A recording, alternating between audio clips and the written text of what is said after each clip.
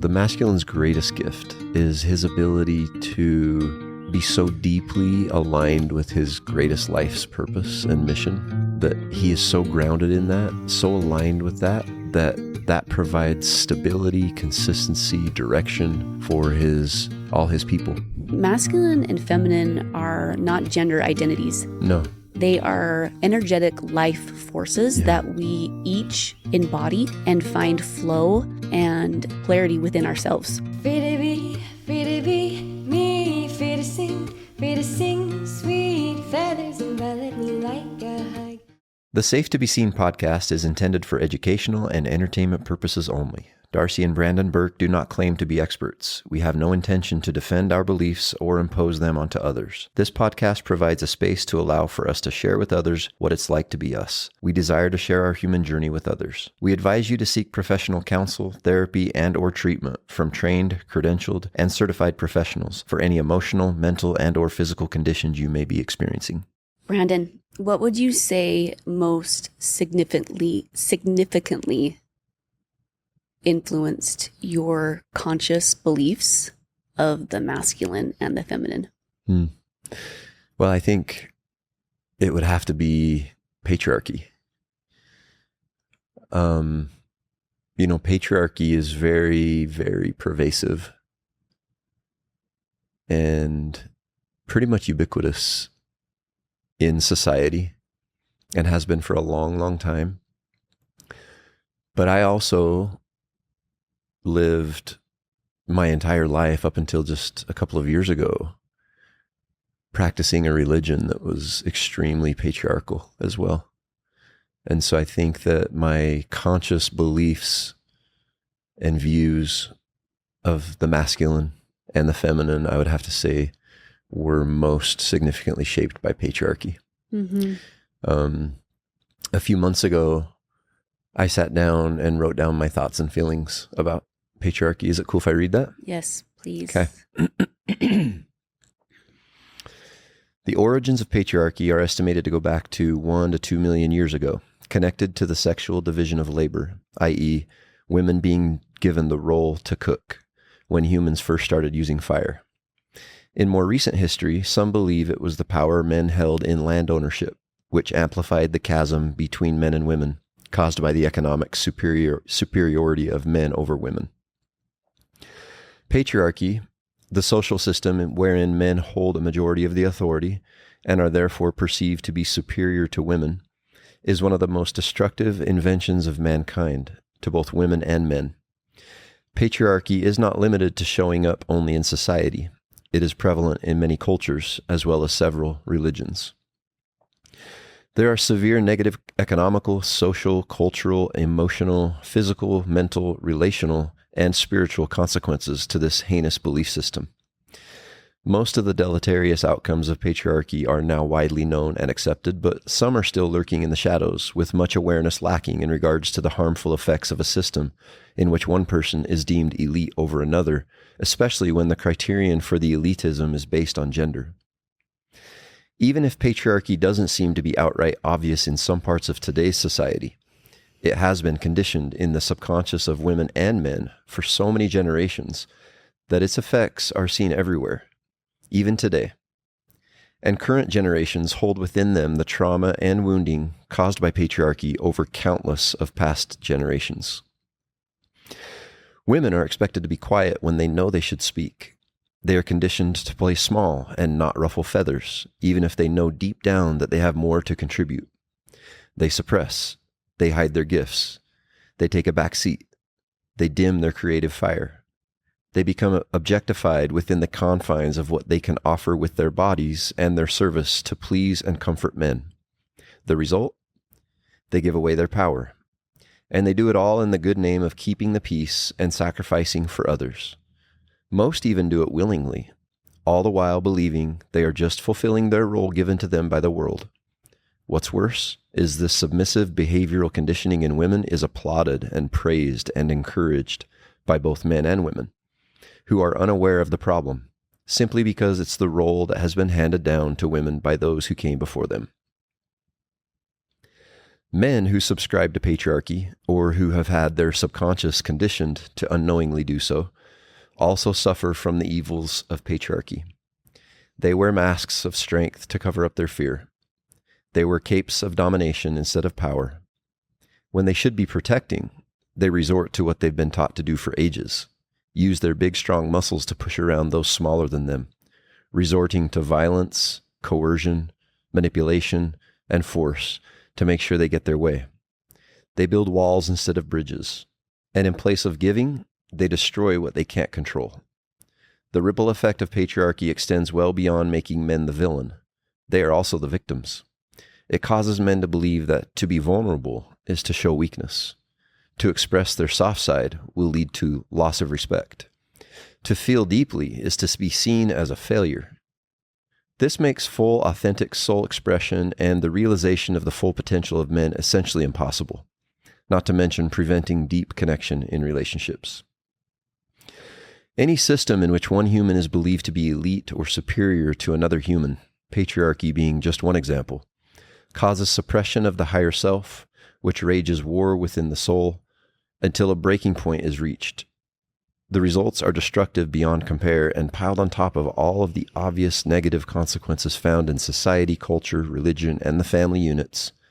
The wounds caused by patriarchy are held within the body, manifesting as depression, anxiety, disease, resentment, fear, rage, dysregulation of the nervous system, and emotional distress. The effects of patriarchy can be summed up with this: both men and women don't feel safe to be seen. Wow. That was so good. So well spoken. I remember when you wrote that and posted it and I read it, and it was just, it's so healing as a woman to hear a man speak those words. I think that patriarchy deeply influenced both of our views of the masculine and feminine in our upbringing, and like you said, up until recently. And so it's just so healing to hear you voice those words. I think that, after we had deconstructed Mormonism, I know for me at least, it wasn't like I couldn't just stop with Mormonism. It was then I felt I needed to do a deeper dive into like the Bible and deconstruct all of Christianity. And that took me down a path of realizing and understanding the roots of patriarchy and how much the roles and the beliefs about patriarchy influenced the writing of the Bible, the interpretation of the Bible, the dogma related to the Bible, and thereby religions. I mean, all of that was done by men. Men primarily wrote the Bible. Men were the ones who translated it. They were the ones who changed it, who created the dogma related to the Bible. So it runs deep and it's very layered. But yeah, it definitely had a big influence on how we viewed the masculine and feminine. Thank you so much for sharing that. Yeah, you're welcome. So where do you see things now as far as the masculine and feminine dynamic in our society and culture now? And where do you see that going? Yeah, it's interesting. If we do just a kind of a brief history, we talked about patriarchy extending back, most scholars believe, at least 1, maybe 2 million years ago. And so these beliefs around the masculine and the feminine are deep, are very, very deep. But if we look more, in recent history, prior to the 1960s, at least in this country, in the United States of America, prior to the 1960s,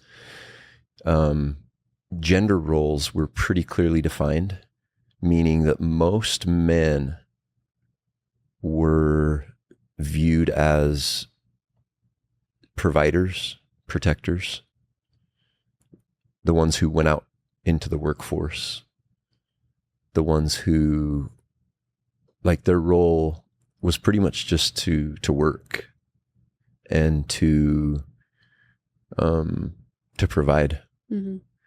And women their role was more to stay home and to be,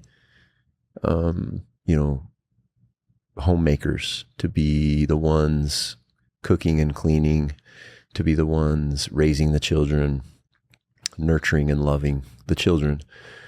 And, that's all fine and good, except for that, women were kind of exposed in some ways, in that men had the kind of the power over them to manipulate them in regards to finances, Mm-hmm.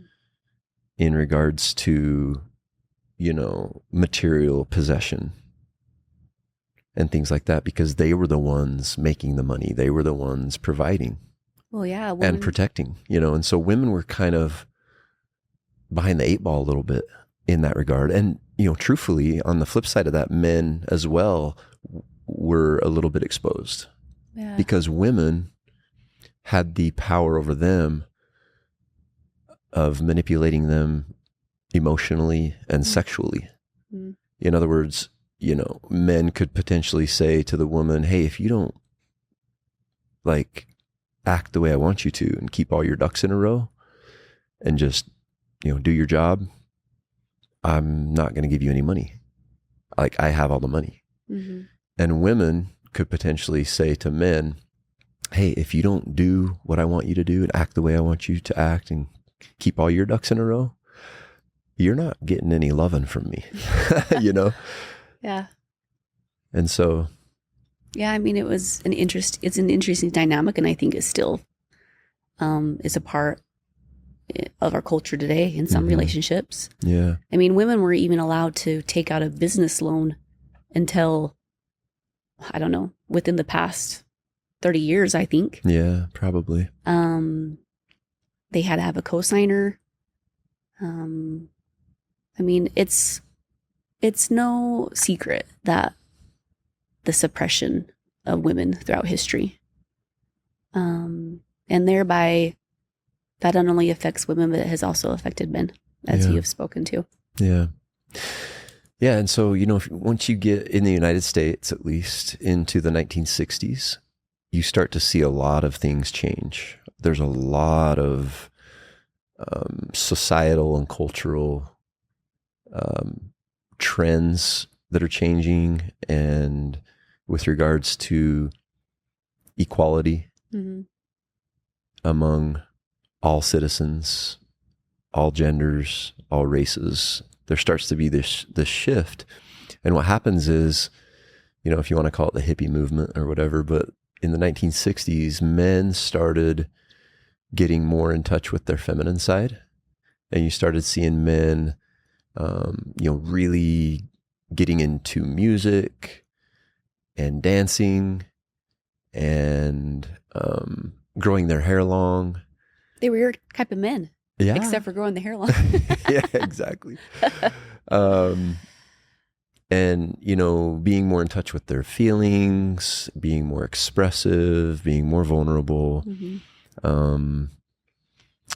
wearing clothing with colors, things like that. So yeah, the 1960s really changed a lot because, as men started getting more in touch with their feminine side, women started getting more in touch with their masculine side. And this is, a time in history, at least again in this country, where women started pursuing advanced degrees more frequently than in the past. They started going out into the workforce, more than in the past, and started earning money, starting to become more independent and autonomous.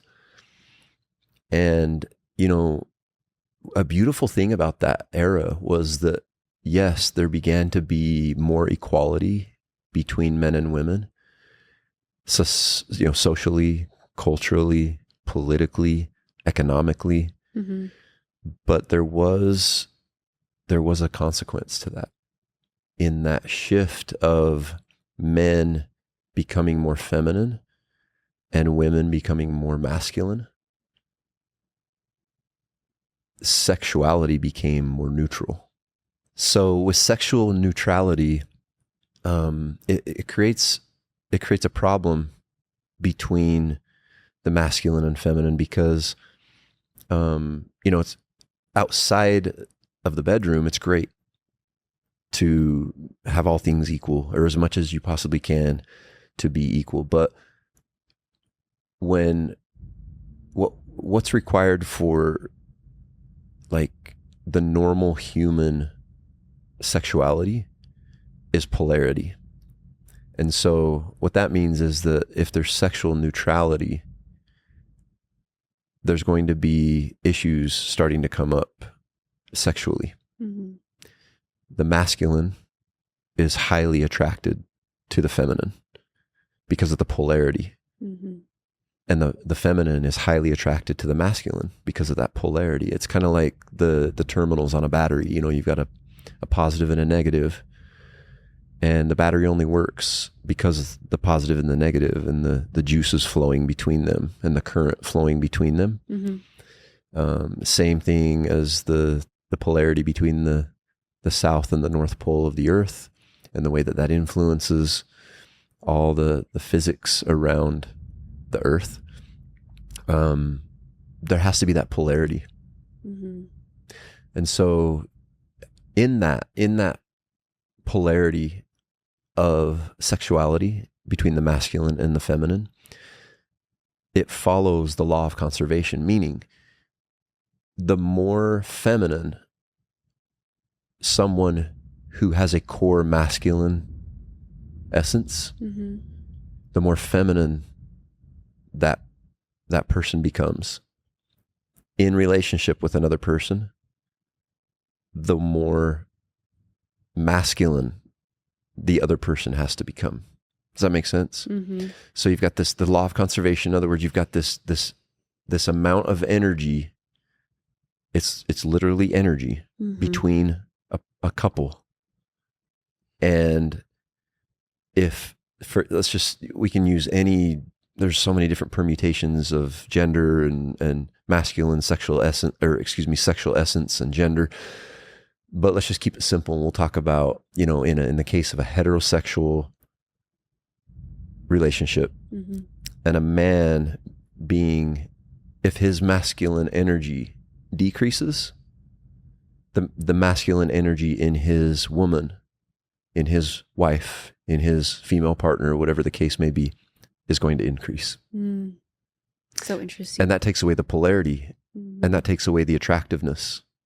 And although polarity is not required for love, it is required for sexual attractiveness, Yeah. for sexual attraction.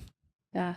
So, Absolutely. and then, if we, so you asked where are we at now? I think that what's happened is women have been really kind of forced into increasing their masculine energy Mm-hmm. because of the law of conservation, this what I just described, in that men have been steadily, since around the 1960s, you could argue, I don't know if we can pinpoint it exactly, but that's a timestamp in our history when men started having more feminine energy and less masculine energy. Mm-hmm.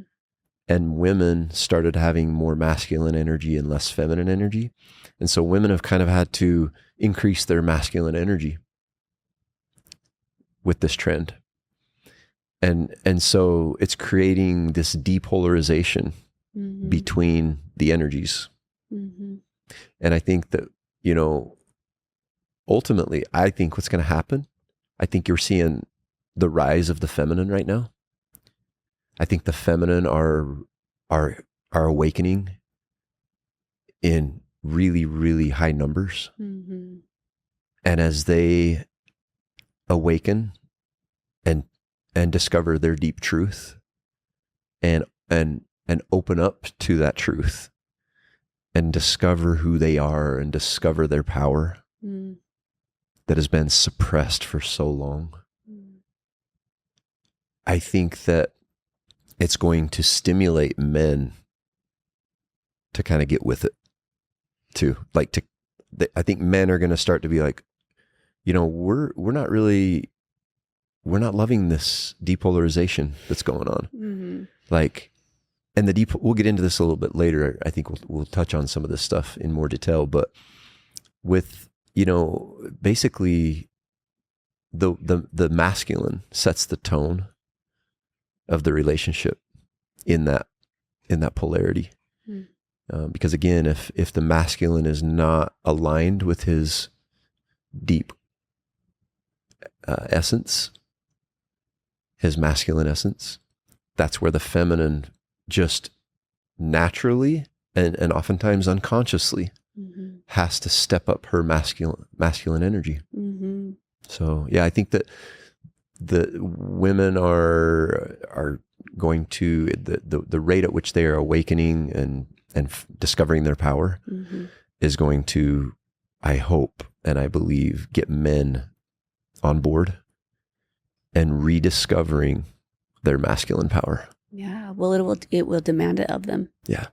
And I think, you know, the pendulum has swung so far in the masculine, in the patriarchy for so long that now you kind of see, like you spoke of, the rise of the feminine, and it's the feminine, and it's the pendulum is swinging really far to the other side now. When you see, you know, this talk about like extreme feminism where it's like, I don't need a man, I can do everything on my own.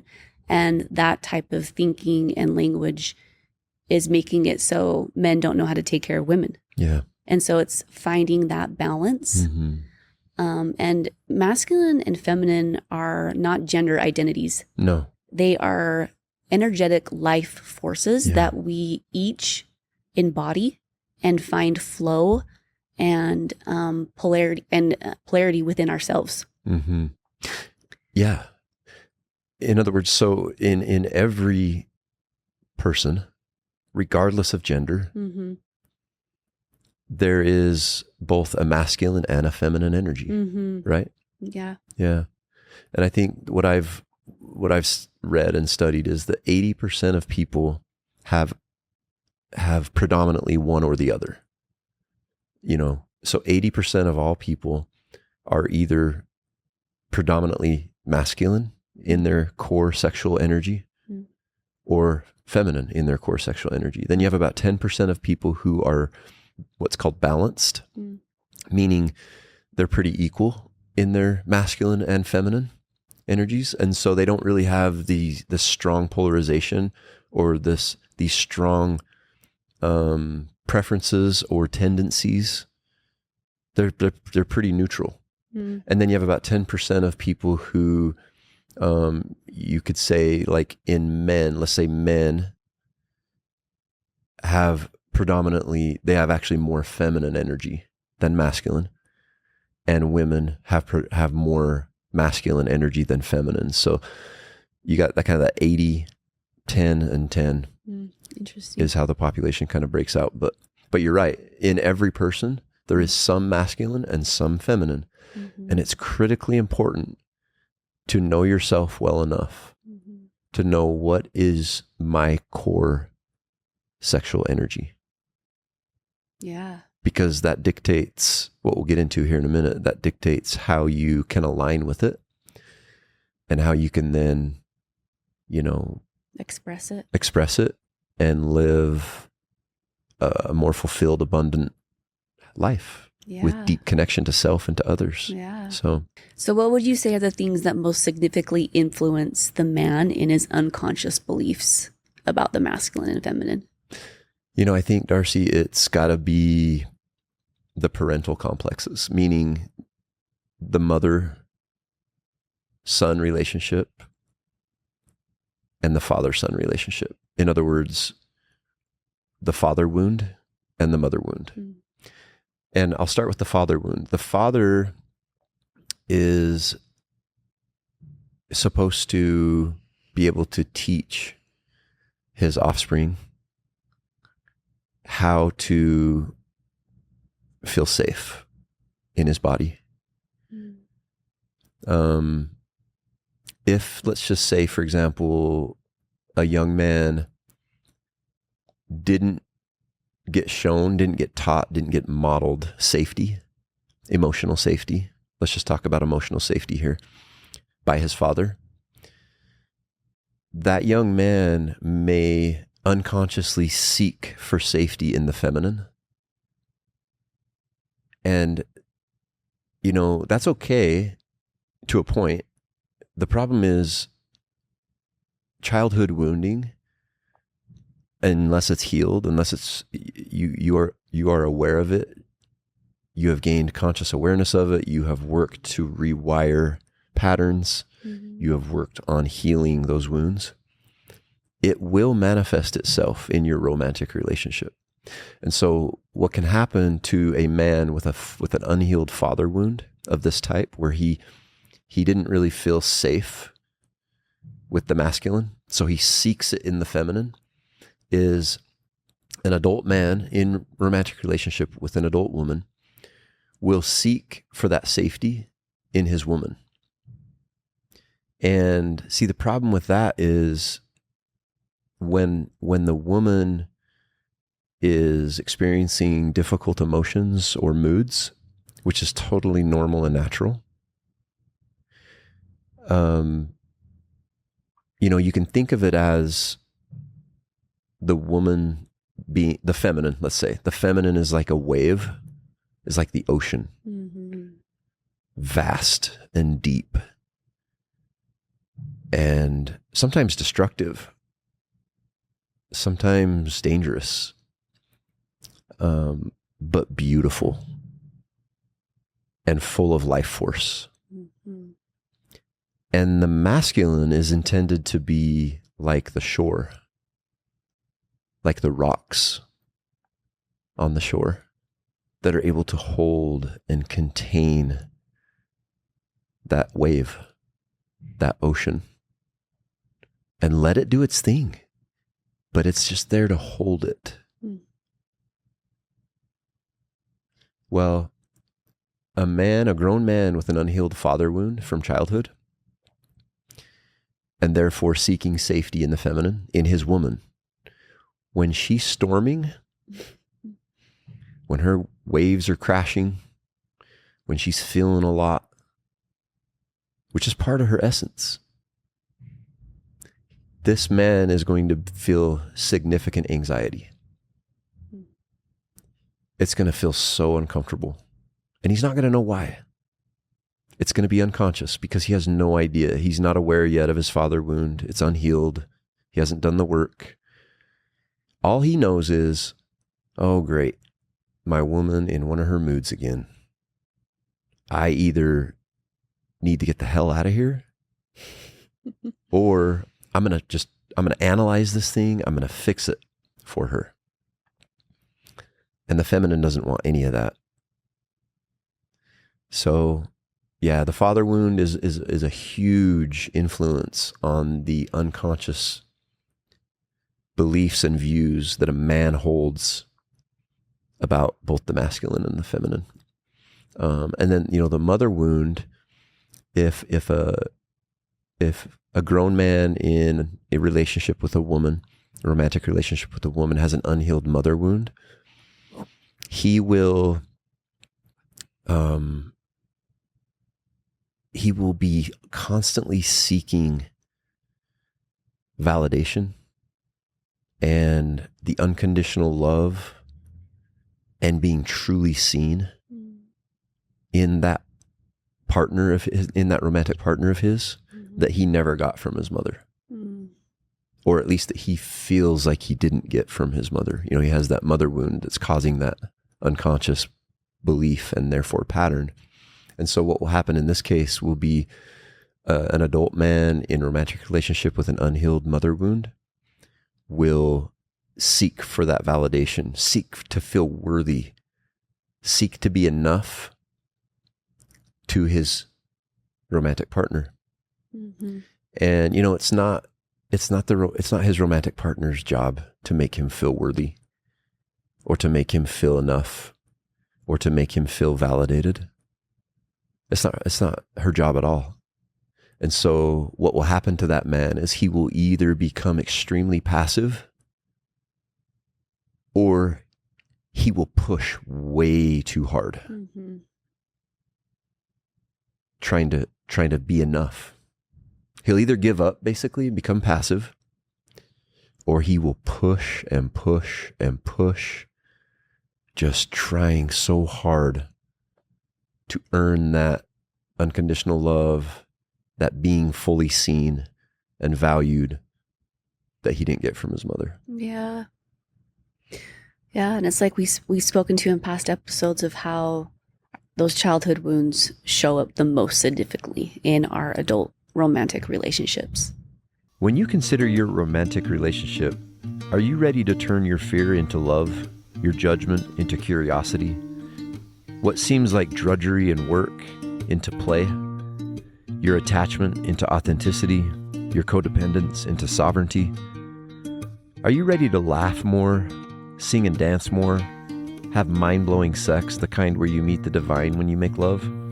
Are you ready to connect on a level that you could have never imagined, first to yourself and then to your partner? Are you ready to start living? Are you ready to love and be loved without conditions, without keeping score? Are you ready to be seen and to see your partner? If you answered yes to the above, sign up for our couples retreat, More Than Love, held in a luxurious 7,000 square foot cabin in Bryan Head, Utah, September 19th through the 21st. Having divine union with your partner is not only possible, you deserve it, but it takes work. It takes understanding how and why you've been stuck in unconscious loops and patterns that were created long ago to keep you safe and to protect you, and how all of that protective armor around your heart is now weighing you down. It's preventing you from breathing. It's keeping you playing small. It's preventing connection to your higher self and to your partner. It's time to take off the masks. It's time to put the armor down. It's time to discover your authentic self. It's time to create true safety. Safety for you to be you and for your partner to be them. At this 3-day retreat, you will learn the why behind the loops and patterns that create disconnection from yourself and your partner. How to bring to your conscious awareness why you are the way you are and why your partner is the way they are. How to discover your unconscious wounding and how to heal it. How to effectively handle rupture and repair. How to heal, comfort, hold, and love your inner child. How to integrate your shadow. How to get out of your head and into your body so that you can be present. How to feel safe in your body. How to get good at feeling your feelings and sensations and to understand that they are messengers for you, trying to give you important information. How to progress toward authentic living. How to handle the delicate dance of sovereignty and connection. How to heal your sexuality. How to regulate your nervous system, how to manage your triggers, how to step into your divine masculine and feminine. If you're ready to feel safe to be seen, if you want more than love, this retreat is for you. So click on the link in the show notes to apply. I think it's really difficult for somebody to fully embody the masculine or the feminine with unhealed wounds, because otherwise you're just living a life based upon your protective patterns. Yeah. And you can't really tap into the essence of those masculine and feminine energies. Mm-hmm. So a huge part of stepping into either of those energies is healing first. Mm-hmm.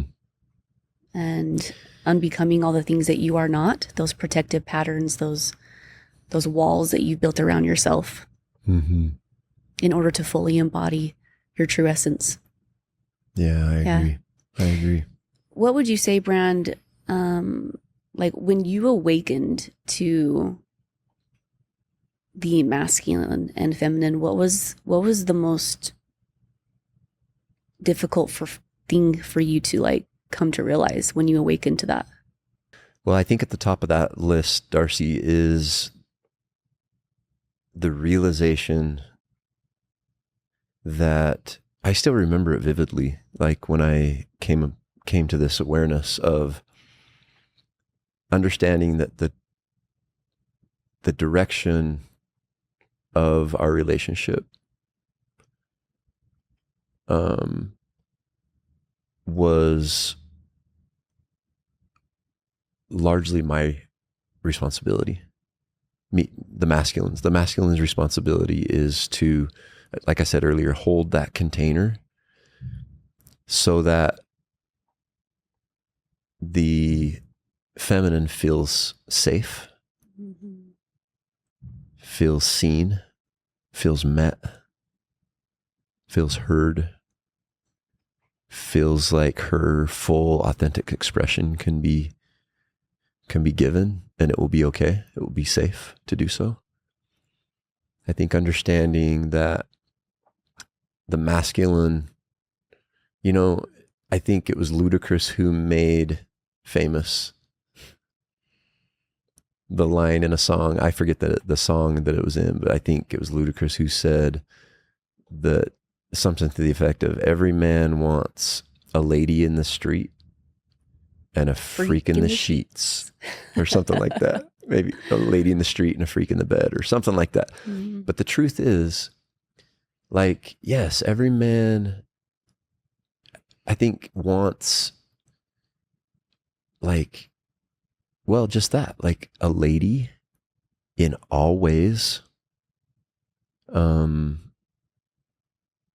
beautiful, radiant, kind, loving, gentle, soft, nurturing, forgiving. But, when it comes to sexuality, when it comes to that side of the masculine, wants a woman who is able to fully surrender, wants a woman who is able to be so connected to herself and her body, so comfortable with herself and her body, so confident in herself and her body, that she is able to give her full sexual expression to him too. Mm-hmm.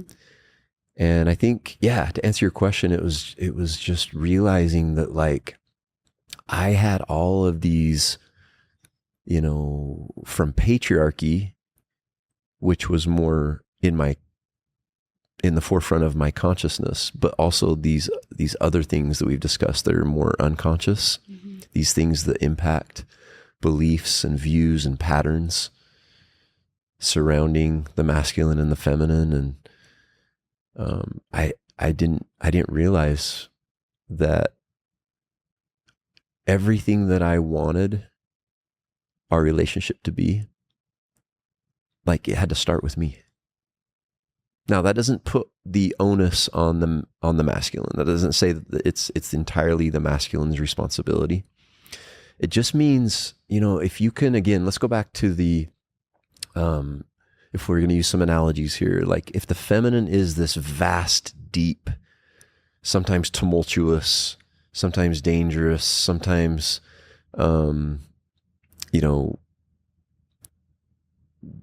dark ocean. And we talked about the masculine being the shore and the rocks to hold that. Mm-hmm. Well, but you could also say that the masculine is like a ship that is cruising, cutting right through those waters with a destination ahead, a known destination, with, like, a lot of certainty about where that ship is going. And I think that, it was understanding that, like, the ship is going somewhere. The ocean can be what it is. Don't try to make the feminine the ship, but just, that's the masculine's role, to be on course and to head to the destination. Does that make sense? Yeah. And I think what you're speaking to is that, men want the fullest expression of a woman, especially sexually. Yeah. That is their greatest desire. Yeah. But you cannot have that unless you are also able to hold space and be contained and be present in her fullest expression of life outside of sex. You need to be able to create that container in both spaces in order for her to feel safe to fully express. You can't have one or the other. Yeah. And so it really does depend a lot on that container that the masculine is able to hold for the feminine, because they are different energies and they flow in different ways. And in healthy dynamics, the masculine allows for her fullest expression emotionally, can stay present with that without hiding, running away, getting mad. Yeah. And when a woman feels safe in that emotional expression, that will manifest sexually. Exactly. That's kind of what, I guess, I hope my analogy made sense, but that's what I'm trying to say, is that I had to realize that this grand paradox had been revealed to me. It was like, I realized that everything that I wanted our relationship to look like, and maybe I felt was lacking in whatever way, was really a result of my inability to provide presence and stability and consistency and like direction, like steady direction, Yeah. That was hard. Yeah. Yeah. It's hard to become conscious of the things that you were unconscious to. Yeah. We both have experienced that. Yeah. Ultimately, I guess I felt, if I can just answer a few more, like add a few more things to your question of like what I realized or what I became aware of when I awakened to this masculine and feminine essence and energy, was that I had failed in a lot of ways. I had to be accountable. I had to own I had failed in a lot of ways to create that environment of safety, to allow for you to storm without feeling uncomfortable, or even, it's okay to feel uncomfortable with it, but understanding what I just didn't know. I didn't know. Yeah. I thought, again, a lot of this was so unconscious. It was reactive. I love how you said earlier that it's really not possible to be aligned with your deep core sexual energy, whatever that may be for you, unless you have worked on your deep work, unless you have done some healing, because in the absence of the deep work, and in the absence of healing, you're simply reactive, right? Unconsciously. Yeah.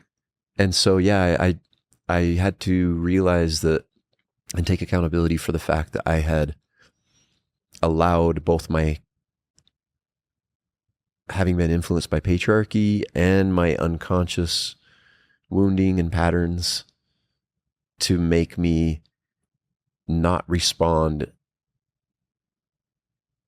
in a way that would have provided more safety. Yeah. Yeah. I also want to add that a man who can take accountability is incredibly attractive. Oh, I'm taking accountability. Oh, good. Okay. I will do that. I just want to add that. Okay. I would add to this list of things that I became aware of in myself, that, and I think a lot of men can relate to this. I'm confident, but see, men, when there's a problem, we just want to fix it. You're fixers and you're doers. We're fixers. We're doers. And analyzers. And analyzers. That's how we're wired. Yeah. Like, that's how we're made. That's the masculine. But in the moments of your storming, or even just like, and by storming, just so our viewers and listeners know, Darcy's storming is like a very mild rainstorm just passing through. It's not like some hurricane or tornado. Like, thank you for like, you're so like, you're so easy, and your temperament is so beautiful, and you're never really moody or anything like that. I just want to make sure, like, when I say you're storming, that people don't think that you're like throwing pots and pans at me or anything. But like, no, I used to just want to fix it. Mm-hmm. I used to take it personally. Mm-hmm. I used to become a victim because I felt like that meant that I failed. Like, if you're having a bad mood, or you're upset with me, or you're just feeling a lot of difficult emotions, or whatever the case may be with your storm, Mm-hmm. with all of my programming and all of my wounding and all of my unconscious patterns and beliefs, I know that, like, I made it very, very difficult. I took it so personal. I took it as if I was a failure. Like I spoke to earlier, I felt extremely uncomfortable. And in that feeling uncomfortable, I didn't have the tools or the awareness or the knowledge of how to deal with that uncomfortability, you know, like, and now I do. Like, it's very uncomfortable. Mm-hmm. When you're having a storm. But now I feel much better equipped. Yeah. And we'll get to that later about what that looks like. But yeah, I think it's because you've found that internal safety within yourself, that regulation, that groundedness within yourself. So another thing that I learned and became aware of was that, like, the feminine actually does not want to have to mother. The masculine does not want to have to pat his little head like he's a good little boy when he does good things, or like make the masculine feel worthy, feel enough. Like, yes, the feminine will, like, the greatest gift of the feminine to the masculine is love. The flow of love. Mm-hmm. But when the masculine is seeking and needing that, like, reassurance, that validation, like, that's not standing in alignment with your masculine energy. That was something that I learned. Yeah, that's because it's survival energy. Yeah. And the feminine is so intuitive. She feels before she thinks. Mm-hmm. That she can feel the survival energy of a man long before he ever speaks a word. Mm-hmm. And that's it's repelling to the feminine because the feminine finds safety in the masculine.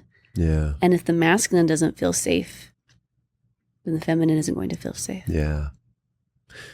And maybe to this topic, this question, the last thing I'll mention, like, one of the big things I had to kind of come to grips with was that the feminine, the healthy feminine, does not actually desire of the masculine that their relationship be the number one most important thing in the world for that masculine. Meaning,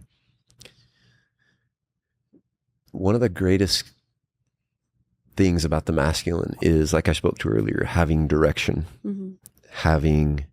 being steady and grounded in his deepest life purpose, in his mission.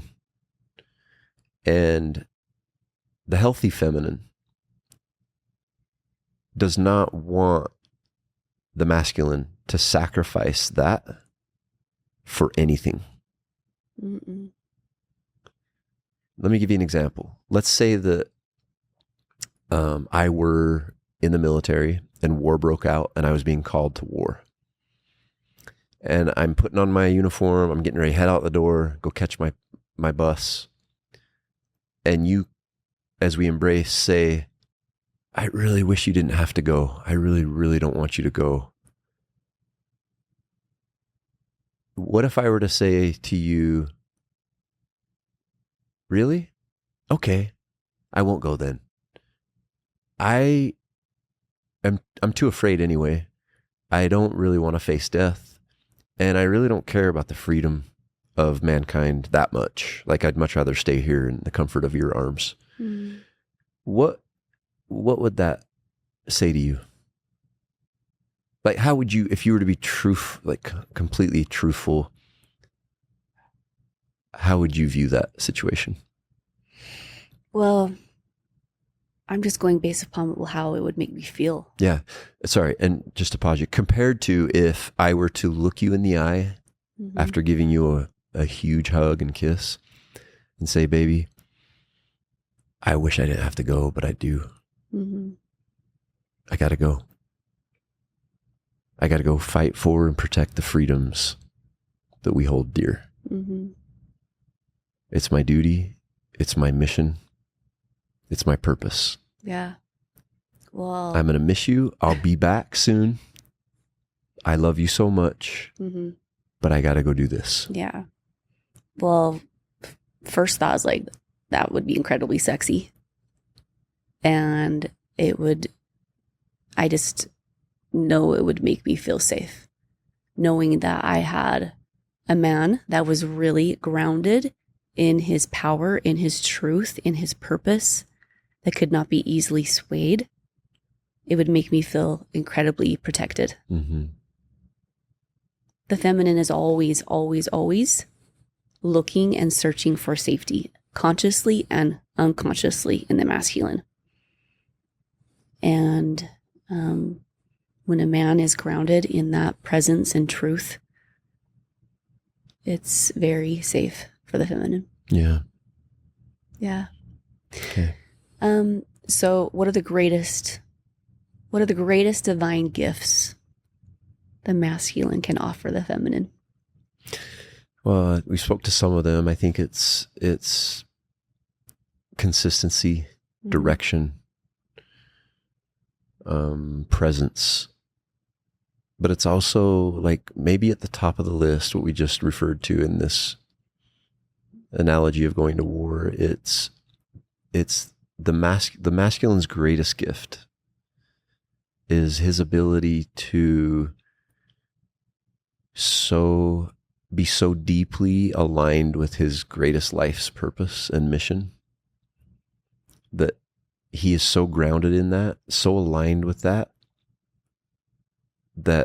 provides stability, consistency, direction for all his people, his wife, his romantic partner, his children, whatever that may look like. But yeah, the depth of awareness, the ability to, when his wife or romantic partner's heart is closed, his ability to open it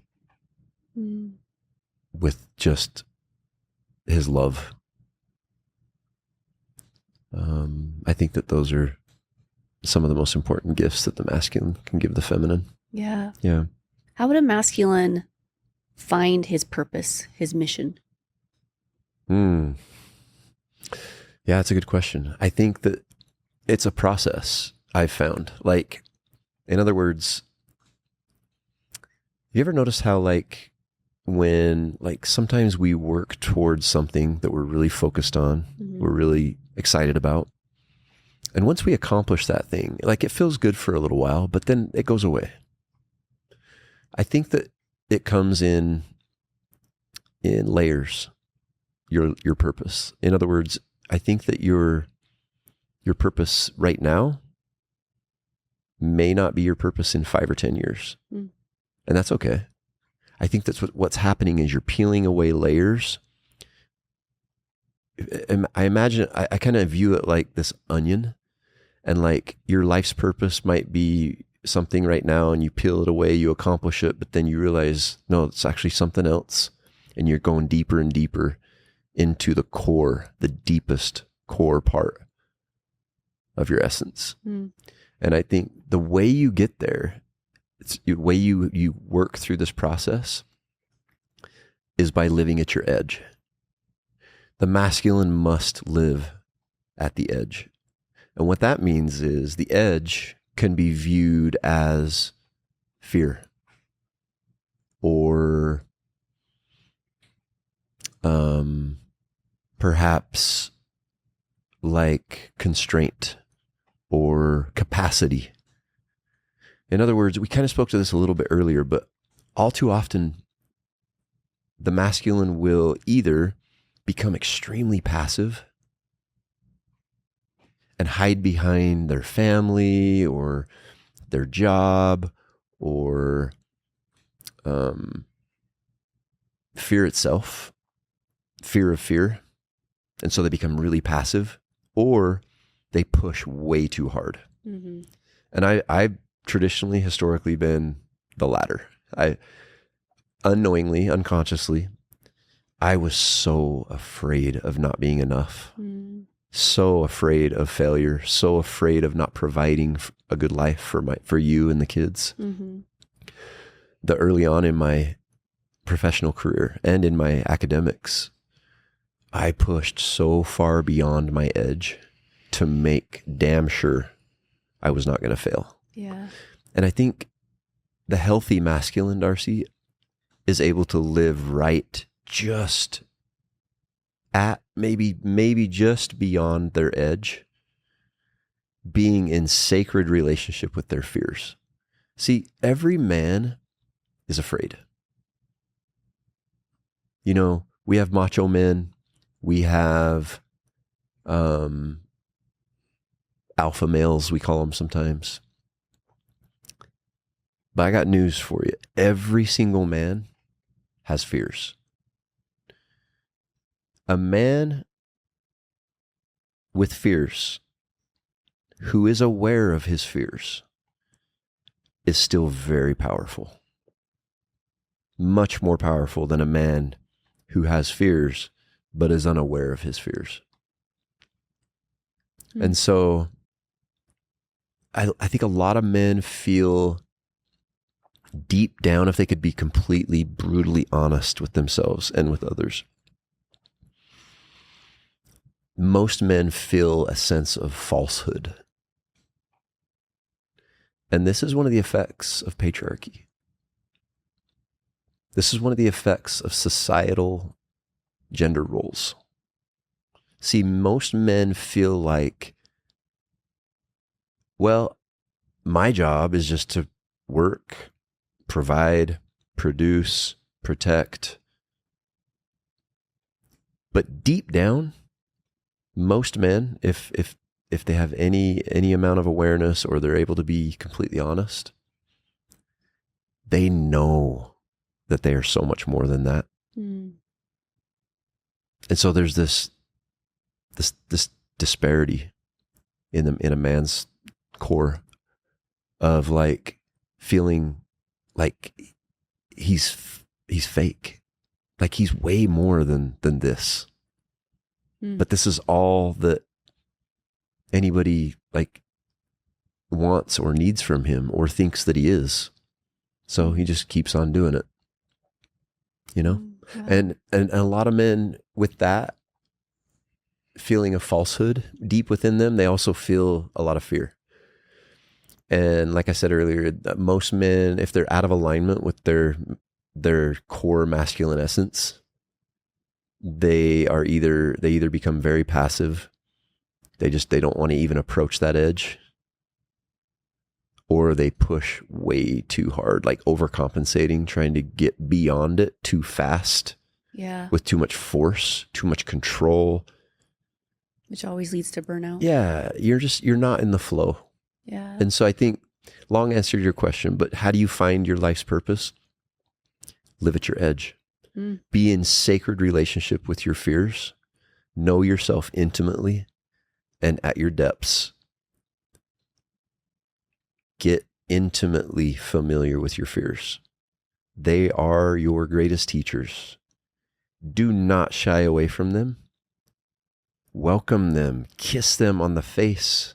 Smell them.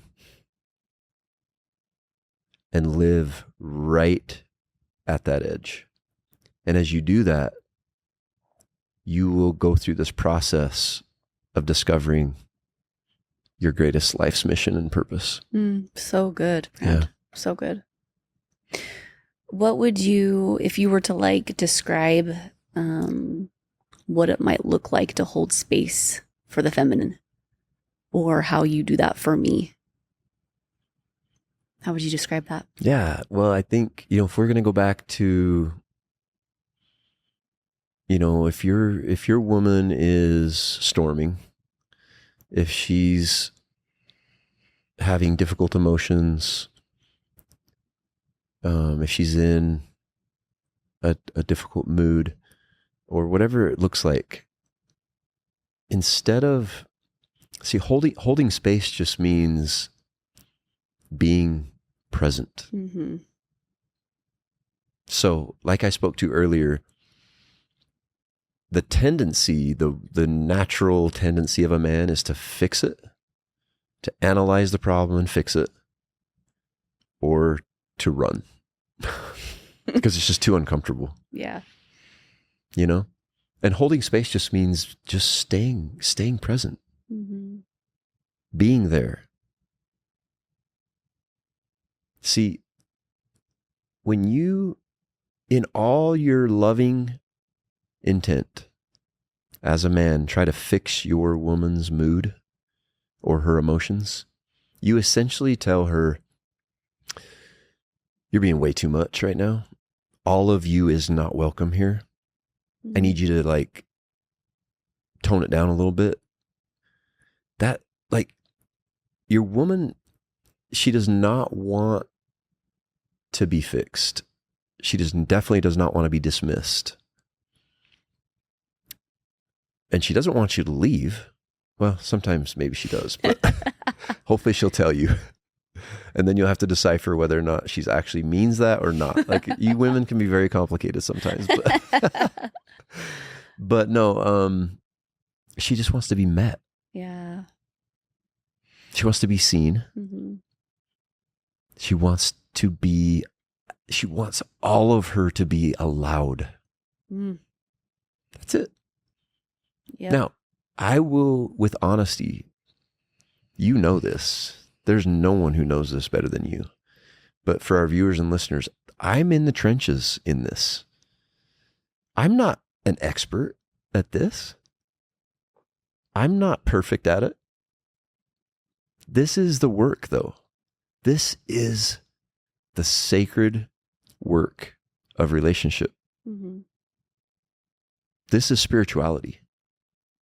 Spirituality is the practice of love.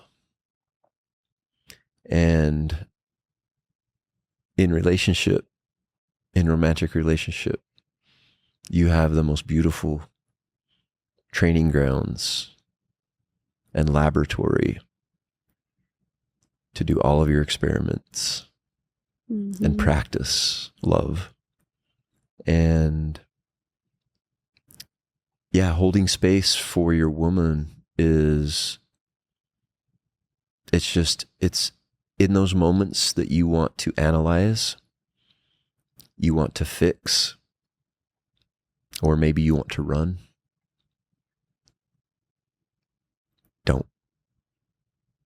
Just stay present. Stay grounded. Just stay. Mm-hmm.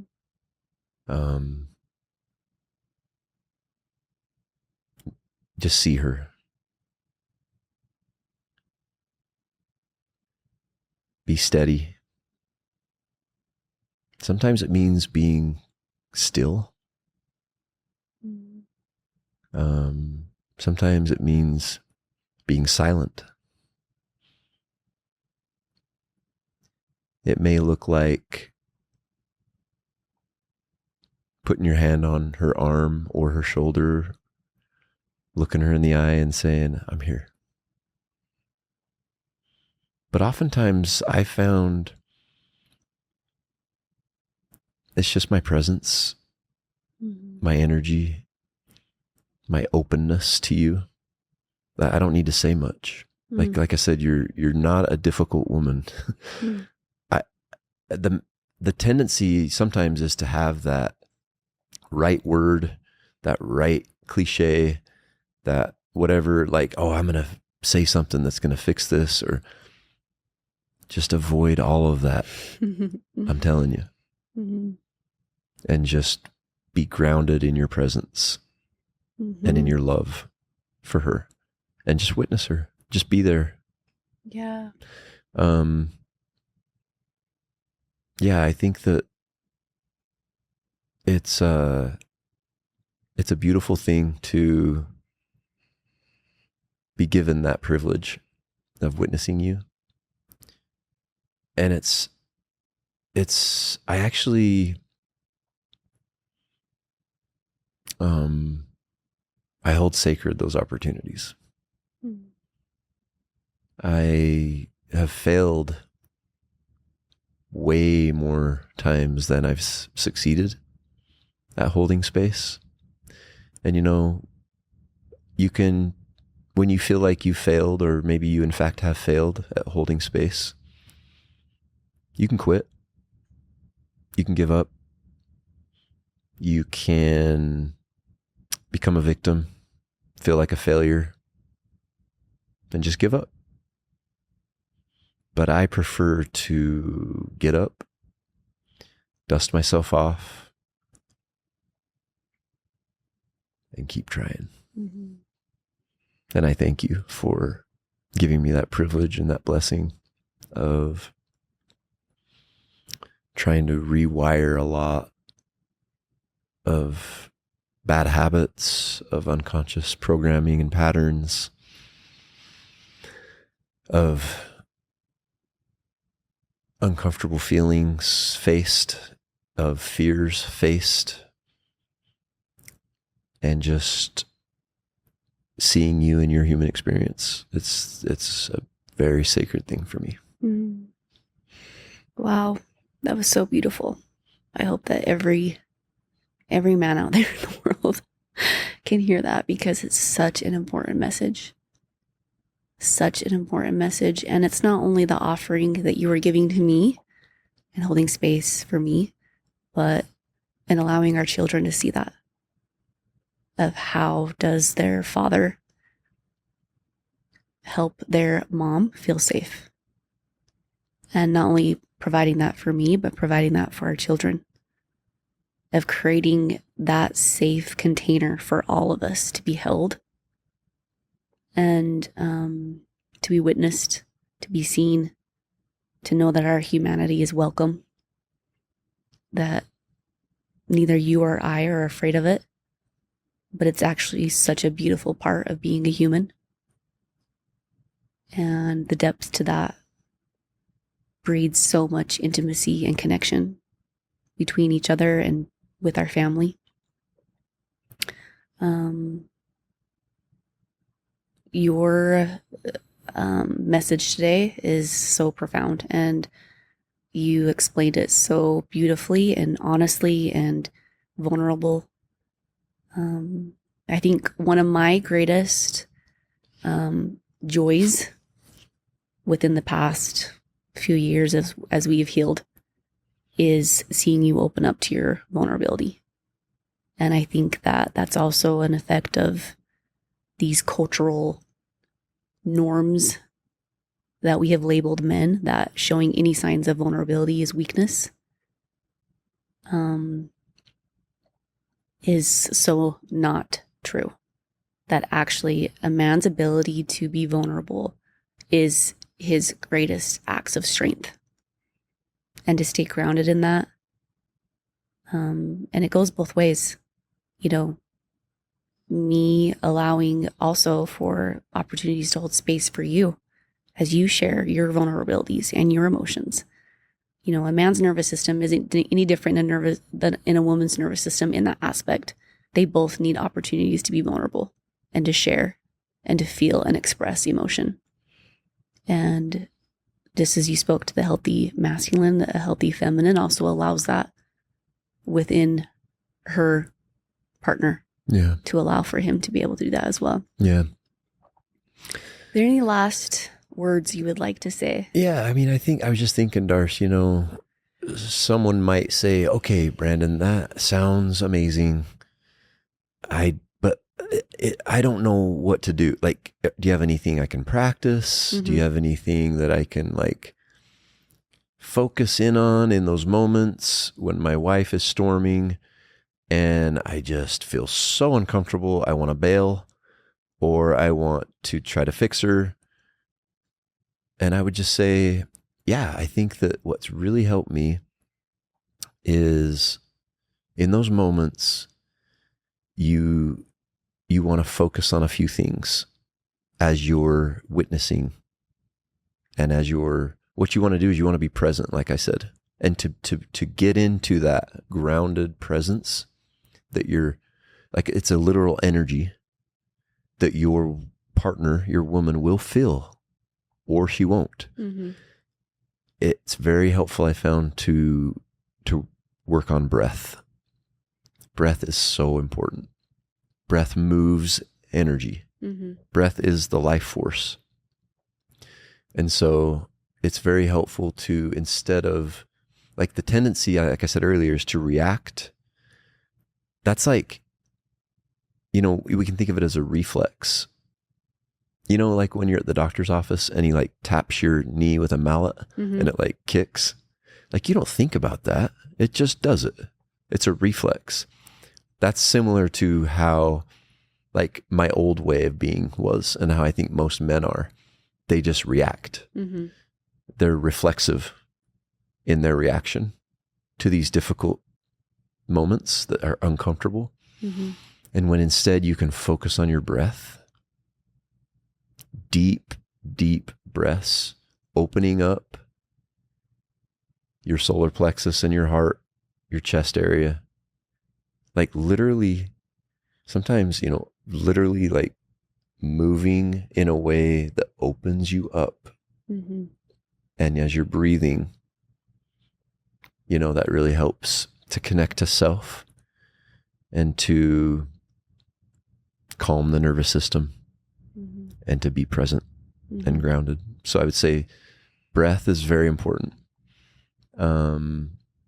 Eyes. I think we do a lot of disservice when we avoid eye contact. I think eye contact, like, let's say your woman is storming and you're feeling uncomfortable and you're like, man, I just want to look away. This is uncomfortable. I don't want to see. No, look her in the eye. And again, you don't need to say anything. You can, if you feel so inclined or you feel like it's needed or whatever. You're not trying to fix her by saying anything, but if you have any nice words to say, or you need to speak a truth is always good, but just don't try to fix her. But yeah, your gaze, your breath, possibly some words, if they're, be careful.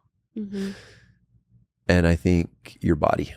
Yeah, touch, but also just like your body, again, whether it's positioning yourself in more of an erect posture, a more open posture, whether it's the actual energy coming from your body that your woman will feel of, he's okay, he's safe. He's safe, he's present, he's grounded. So I'm safe. Yeah, those are the things: breath, gaze, eyes, touch, words, and just your body. Yeah. Sometimes, it might be helpful to like actually in maybe a hugging scenario,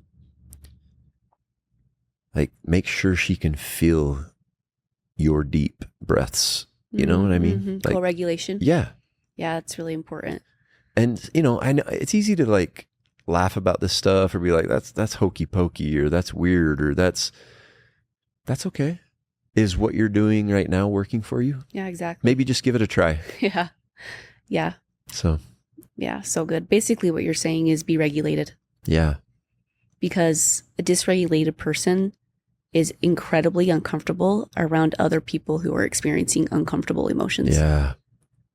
And regulation is being able to stay present to the discomfort you feel with inside yourself, and also to the discomfort somebody else is feeling. Yeah.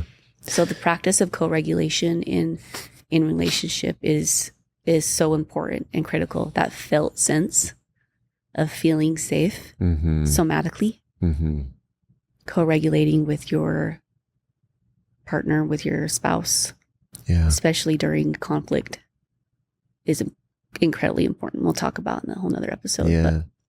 Can I just maybe lastly, Darcy, say, and then we'll wrap this up, but I think it's also very helpful to, like, one of the key things that I remember learning in all of this was that,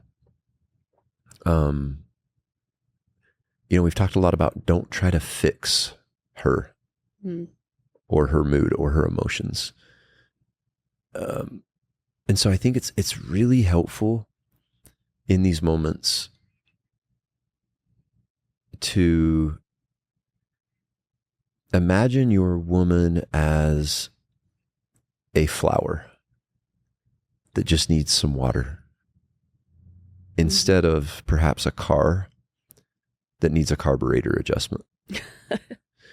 In other words, it sounds so simple, but it's really helpful. And it's not easy. It's not always easy. But one of the most important things the masculine can give the feminine is to open her heart into love when she is closed. And, it's just all too easy to avoid, to run, to try to analyze, to try to fix. But if you can work on whatever this means for you, men, one of the greatest gifts you can give your woman is to have the ability to open her heart when it's closed. And so if you can think of her as a flower that just needs a little bit of water, instead of a car that needs a carburetor adjustment. And that just means, like, I try to think, okay, she just needs some love right now. For whatever reason, it doesn't have to make sense to us men in our analytical minds. But most of the time, if the feminine is storming, I think it's safe to say that maybe she's feeling a little bit unloved. And just give her some love. And that will open her up in even greater depths in all areas of your marriage, if you can provide that in the spaces when she needs it the most. Yeah. And it's not easy, because the masculine, in those, we talked about it at great length, but like in those moments of feeling like a failure, feeling like it's personal, feeling like the victim, feeling like, oh, this is just too much, I feel so uncomfortable, all these things, all your childhood wounding, your mother wound, your father wound, all the things, just focus on your breath and just say, she just needs some love right now. And don't let your heart close, masculine. Don't let your heart close just because hers is. Align yourself with your core essence, your power, your masculine energy, and open her heart. Amen. Thank you. That was so good and so beautiful and such an important message. Yeah. I love you so much. I love you too. Thank you.